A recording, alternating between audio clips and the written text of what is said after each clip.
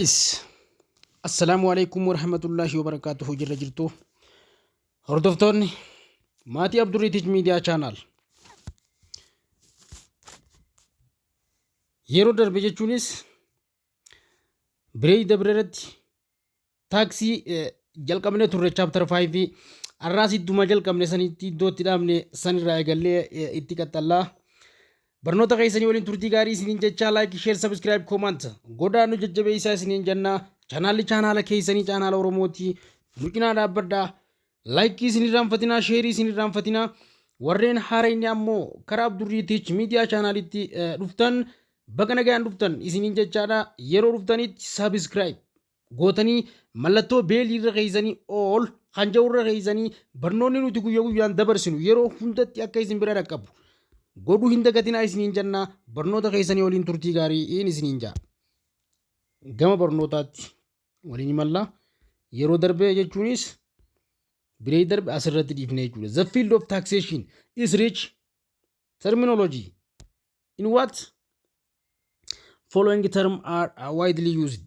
Akkaataa itti kennama yookaanis gosoota gibiraa kana jechuudha. Akkaataa ittiin isa kanatti maal godhan ittiin fayyadaman yookaanis sadarkaa isaatiin jechuudha. Inni tokkoffaadha tax rate kajanneen jechuudha. Tax rate, okay? Tax rate kajennuun kun maali inni? Tax rate kajennuun kun maali? Kana jechuun amma inni tax rate jennuun kun sadarkaa gibiraa jechuudha. Amma fakkeenyaaf sadarkaa gibiraan kun maali? Sadarkaa gibiraa tax rate in the per unit amount maalirra dhaabbataa? Unit amount per irratti dhaabbataa jechuudha. Unit amount rate of tax in the percentage rate of what at which of the economic activity is taxed. Isumarra dhaabbataa jechuudha. Kana jechuun maallaqa unitii tokko gibira yookaanis safartuu dhibbentaadhaan sochii dinagdee irratti maali? Gibirri kan kafalamuudha jechuudha. Inni maali? Sadarkaa gibiraa kan jenneen kun jechuudha. Okay? Inni lammaffaadhaa tax base jennaan. Tax base is what? The level or quantity of an economic activity that is what taxed. Kuni maali? Taxiin bifa kanaatiin kennamu maali? Bu'uura gibiraa jennaan. Bu'uura gibiraa kun maali? Sadarkaa yookiin baay'ina sochii dinagdee gibirri itti kafalamu sanirra dhaabbataa jechuudha. Inni itti kafalamu sanidha. Gabaabumatti dinagdee ati qabdura dhaabbatteeti waan san kafaltaa jechuudha. Higher tax rate is what? The reduced level of the tax base because they make the activity less attractive. Kana jechuudha. Asirratti seera nama hundaatu ni eegaa jechuudha. Bakka kanatti kuni maali? Yeroo hundaa'u sadarkaan gibiraa ol aanaa ta'ee sadarkaa bu'uura gibiraa maali? Haga xaanaatis ni hir'isaa. Sababni isaa sochiin surwaal sochii maaliitiif? Sochii hawwata akka hin taane namni hundi akka wal caalu waan beekuuf sadarkaa isaa walii gad walii ol godhaa jechuudha wanti kun. Inni sadaffaa tax incidence hajanneen kun jechuudha. Tax incidence relates to the way in the burden to tax is what? Distributed among economic unit, consumer, producer, employer, what? Employees, employer. Okay? Kanneen irratti dhaabbataa jechuudha. Maali kanneen? Taateewwan gibiraa jechuudha waan biraa miti. Inni kun jechuudha akkaataa bu'aa namni tokko jechuudha gibira tokko kutaalee dinagdee itti fayyadamaa keessatti jechuudha. Fayyadamtoota, oomishtoota, hojjettoota haala gita hojii isaaniitiin addaan ramadee jechuudha kan guututti maal godhu kan gidduutti raabsamuudha. Yookaanis waliin wal qabataa jechuudha. Isa kana gidduutti kan laalamee kafalamuu jechuudha. Gibirri karaa kanaan kafalamu. Inni sadaffaadha. Gaduma deem impact of tax. Okay? Impact of tax. Isa amma ansi agarsiise kana jechuudha. Kana jechuun tax. First point of the contact with taxpayer. Inni jalqabumaa waan itti kafalamu maali? Isa jechuun kun amma dhiibbaan amma fakkeenyaaf jechuudha. Dhiibbaan gibiraa tokko maali?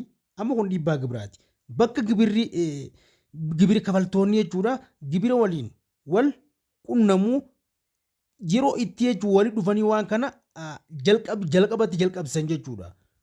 Guututti wanni kun maali? Yeroo inni jalqaba itti kafalamu jechuudha. Isaa wajjin abbaa waan kana kafalu wajjin walitti ol qunnaman jechuudha.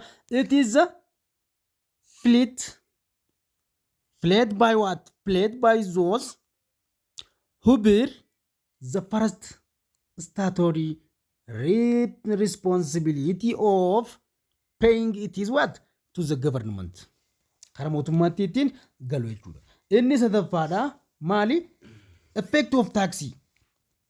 Effect of taxi jechuudha. Maal jechuudha kuni? Bu'aa gibiraa jechuudha. Kunis waan biraa miti. Bu'aan gibiraa maali? Dhageeffadhu. River yeroo river goonu jechuudha. To response from what? Taxpayer and what? Economy to what? The imposition and what? Collection of tax. Kana jechuun maali? Yeroo silaa ati fayyadamaan sun jechuudha waan kana kafalutti jechuudha. Deebii kafaltoota yookaanis hojjettoonni tokko jechuudha akka waan kana kafalaniif haala mijataa uumanii fi maal godhani? Kan itti kafalan jechuudha. Kun maali? Kafaltoota gibiraa fi dinagdee irraa gibira fe'u walitti qabuuf maali? Iddoo san deemanii kennuu jechuudha. Gabaabumatti waan biraa miti. Kunis haala kanaan such response. Inni isaanis gisee response godhan jechuudha. Can be of the great verity and what? Influence. The working of what? The working of economy in term of what? Production grows, saving what? Investment in inequality. It is okay. Haala kanaan akkana jaa jechuudha. Kuni gabaabumatti kan deebiin jechuu akkaatuma inni itti kennamuun garaagarummaa guddaa kan qabu ta'uusaa hojii fi dinagdee irrattis dhiibbaa kan geessisuu fi gama biraatiin maali?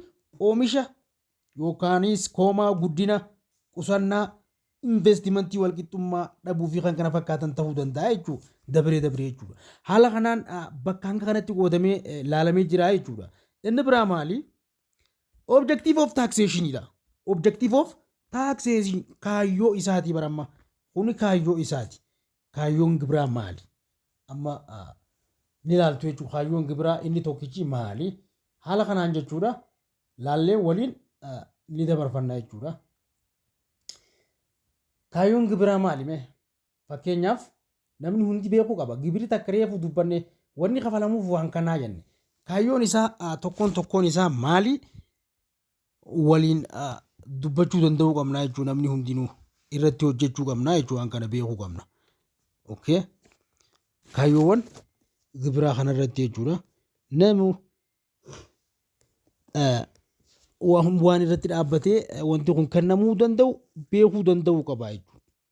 Inni tokkoffaadha maali? Objective of taxation jechuudha. The government impose tax to achieve, okay? Government impose tax to achieve several important in what? Macroeconomic and social goal. Okay? Kanuma jechuudha. Kanaaf accordingly the objective of taxation are to follow. Okay? Akka kana gadiitti kaa'amanii jiran. Isaanis maaliif kafalama? Kaayyoon isaa inni guddaan maali? Mootummaan jechuudha fakkeenyaaf galmoota dinagdee maakroo fi hawaasummaa barbaachisoo ta'an hedduu keessatti nuun jaaballaal. Maal jaa? Government impose tax to achieve several important nuun jaaballaa. In macroeconomic and social goal. Gartee kana keessatti jechuudha. Kana galmaan ga'uudhaaf gibira maal godha? Kaa jechuudha gibira akka kafalan taasisaa jechuudha. Isaan kanaan gadii keessaa laalladhu. Fakkeenyaaf maal jaa? Minimize income and what? Wealth. Minimize income and wealth in equality. Gartee kana jechuun maali? Namni kamuu jechuudha walqixxummaa galii fi qabeenya xiqqeessuu. Gartee inni lammaffaan maali? Biyyiin jechuudha. Stabilized the economy.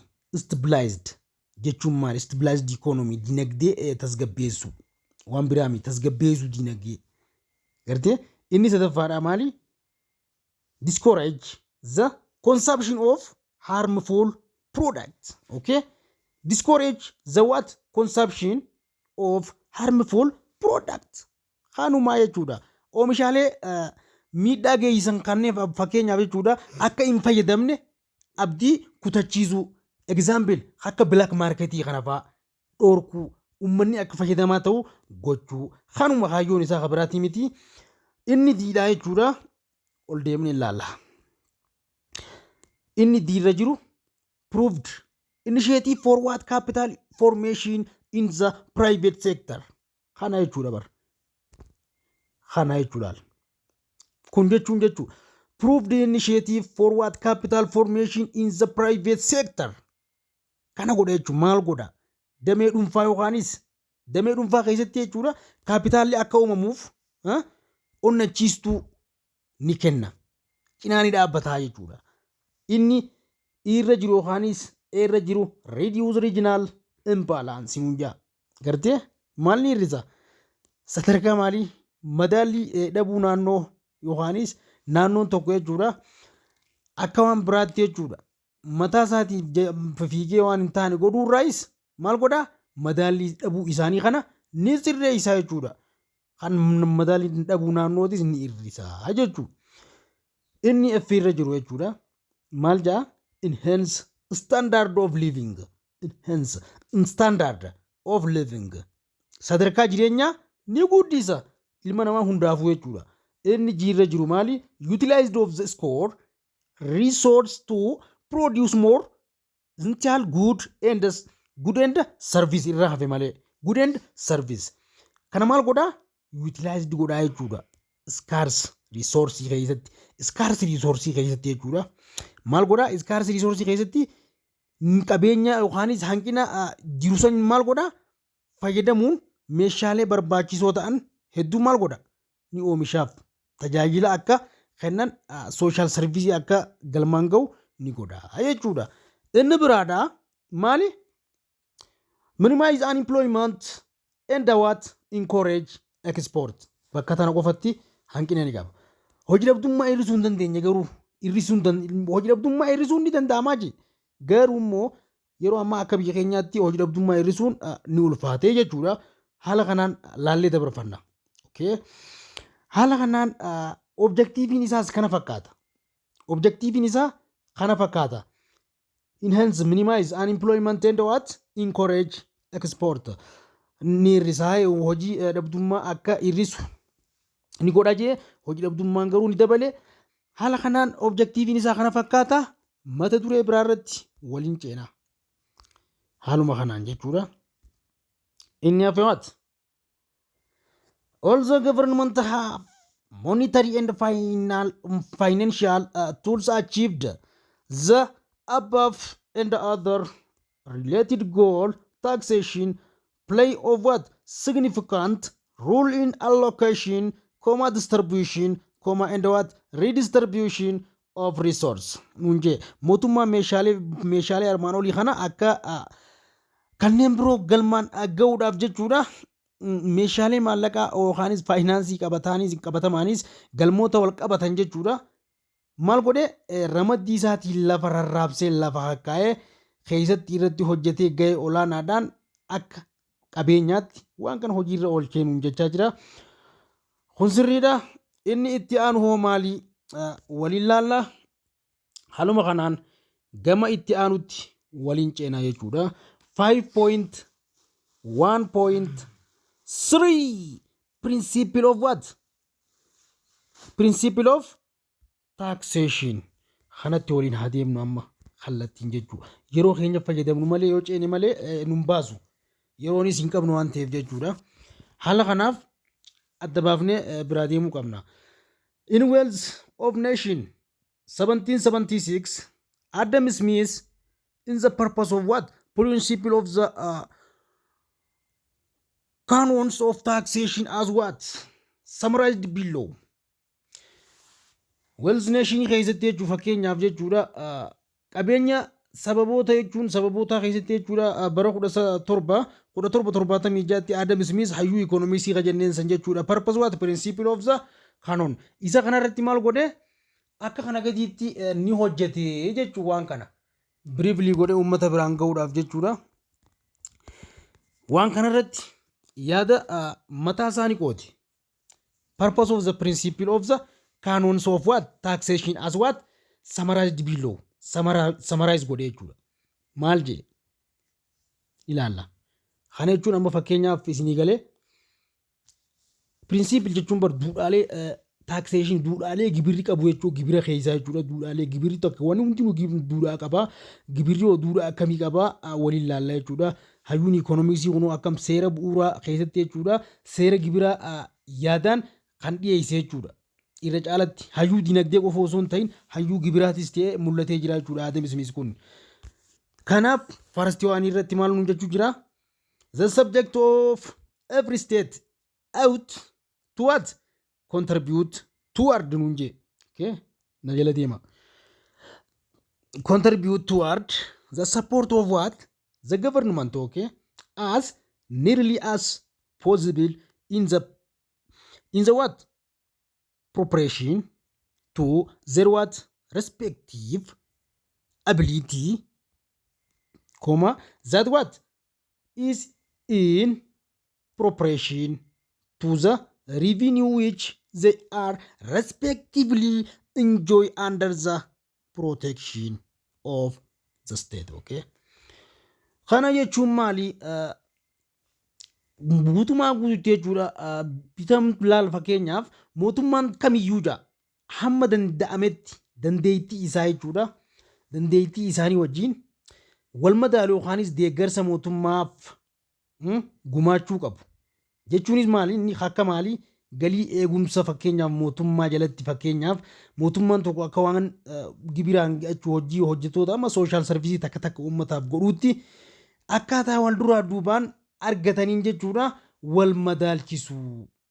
Bakka kanuma godhu jechuudha proportion of respectively enjoy under the protection of state. Biyya takka keessatti tokko isa kana godhaa jechuudha. Inni lammaffaadha. The tax which everyone. Inni lammaffaadha. Kun jechuudha. The tax everyone is bound to pay out to be what? Certain and not attributory. Kana jaa. Kana jechuun maali? The tax which everyone is bounded to pay out to be certain and not attribute. Kana jechuun maali? Gibirri namni hundi jechuudha kafalu dirqama maal ta'e? Dirqama ta'e kan mirkanaa'aa ta'e yookaanis kan mirkanaa'e ta'uu isaa maal godhe? Fedhii ofiitiin namuu kan raawwatu ta'uu ni qaba jechuudha. Osoo namni dirqamaan kafale siin hin jenne ballaal. Osoo ilmi namaa dirqamaan jedhu bound to pay. Osoo dirqamaan kafale siin hin jenne to be certain to not attribute. Ati beeyteetuma jechuudha waan kana ofirraa deemtee geessitee kafalu jechuudha waan biraa miti. Haala kanaan laaltee lafa kaa'uu dandeessa. Yeroo kamitti yeruma kamuu jechuudha. Jechuunis namni hundi jechuudha time payment kafaluu qaba jaa. The manner payment, the quantity to be paid. Out all to be clear what? And plain to the contributor to every other person. Namni kamuu jechuudha. Gabaabumatti namni kamuu jechuudha. Osoo biran dabarfanne waan kana baasuu qaba. Inni sadaffaa kun jechuudha. Every tax out. Every tax out to be lived what? At that time or in the manner that makes it is the most convenient for contributor to pay it. Dirqama jechuunis gibiri kamiyyuu jechuudha yeroo sanatti yookaanis haala namuu beekuu qabuun gumaachaan kafalamuuf mijataa ta'ee kafalamuu qaba jechuudha. Mijataa ta'e convenient for the contributor to pay. Dirqaman yeroo silaa itti kafalamuu qabu sanitti akka kafalamu lafa kaa kunis principle of taxation keessatti ramadamaa jechuudha. Inni afuraffaadha every tax out to be planned. Yeroo kunis akkuma reefu pilaana isaaf eeggate keessatti jechuun manner it is takes little to as possible to out of the what the pocket of people over ammallee and above what it is the bearing into the public temporary of what the state. Okay, gabaabumatti namni kamii ammallee gibira kamiyyuu jechuudha karoorfamuu qaba. Wanti kun itti yaadamee dafee jechuudha karoorfamee haala dura fuulduratti jechuudha haala mijataa uumanii waan kana ofirraa itti yaaduu qopheessuu qabu jechuudha. Haala amma danda'ametti waan kana xiqqaa yookaanis kiishaa waan qabdu uummata keessaa baasuudhaaf namu maal godhaa akka kasanaa yookaanis mootummaa baankii mootummaan jirtiimi sanitti fiduu waan kana kafaluu qabaa jechuu jira.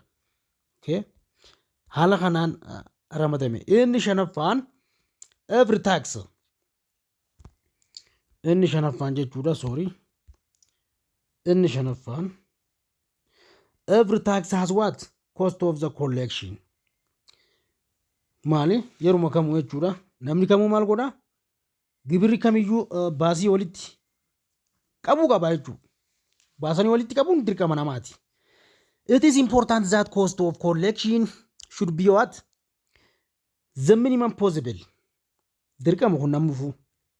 Kana jechuun maali gibirri tokko jechuudha fakkeenyaaf baasii walitti qabuun xiqqaa yookaanis akka waan qabanirraa namuu kafaluu qabu kan itti yaadamu jechuudha. Kun kaanoon principle of economy jechuudha gabaabumatti. Mataansaa gama mootummaatti baasanii baasii uummata keessaa wali guuranii karaa kasnaa mootummaatti geessuudha. Kun akkuma inni kun geessanitti jechuudha. Wanti kun maal jedhama principle economy ati qabdu keessaa baasanii kennuun mooraalii wanta kana yookaanis principle waan kana ni eegaa jechuudha. Inni ja'affaan maali? Inni ja'affaan tax system sirna gibiraati. Tax system should be able to yield enough revenue for what the government so that should not what be forced to resort to deficit financing. Okay, kana jechuun maali fakkeenyaaf ilmi namaa hundi sirna gibiraa kana keessatti mootummaaf galiin gaha argamsiisuu akka danda'u qabu ofumasaa murteessuu qabaa jechuudha. Kanaaf faayinaansiin hanqina qabaatu yoo akka fedhellee yoo ta'e jechuudha hanqina qabutti akka gargaaramuuf faayinaansii naannoo isaa jiru kasnaa keessatti waan san maal dirqamsiisanii waan san osoo irraan fuunetti waan kana karaa fedhiitiin fidee kasnaa naannoo isaa jirutti kaa'uudhaan jechaa jira.